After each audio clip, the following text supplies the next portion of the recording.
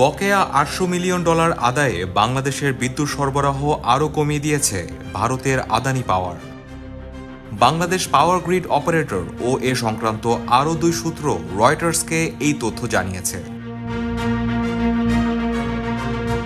পূর্ব ভারতের ঝাড়খণ্ড রাজ্যের 1600 মেগাওয়াট ক্ষমতার গোড্ডা প্ল্যান্ট থেকে ঢাকায় বিদ্যুৎ রপ্তানি করা আদানি পাওয়ার আগস্টের শুরুতে সরবরাহ 1400 থেকে 1500 মেগাওয়াট থেকে কমিয়ে 700 থেকে 750 মেগাওয়াটে নামিয়ে আনে।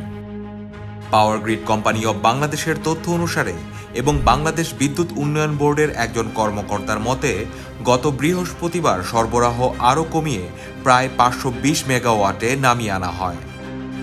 অন্তর্বর্তী সরকারের বিদ্যুৎ ও জ্বালানি উপদেষ্টা মোহাম্মদ ফাউজুল কবির খান বৃহস্পতিবার রয়টার্সকে বলেন, আমরা ধীরে ধীরে বকেয়া পরিশোধ করছি এবং কেউ সরবরাহ বন্ধ করলে বিকল্প ব্যবস্থা নেওয়া হবে। আমরা কোনো বিদ্যুৎ উৎপাদনকারীকে আমাদের জিম্মি করতে দেব না। বিপিডিবি কর্মকর্তা বলেন, বাংলাদেশে বিদ্যুৎ সরবরাহ ক্রমান্বয়ে কমেছে।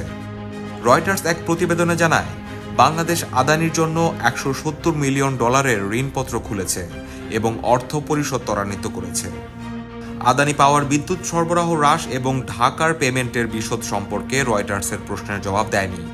আদানি পাওয়ারের একটি সূত্র রয়টার্সকে জানিয়েছে, বকেয়া পরিশোধের বিষয়টি মাথায় রেখে বাংলাদেশ থেকে চাহিদার ভিত্তিতে পর্যায়ক্রমে বিদ্যুৎ সরবরাহ কমানো হয়েছে।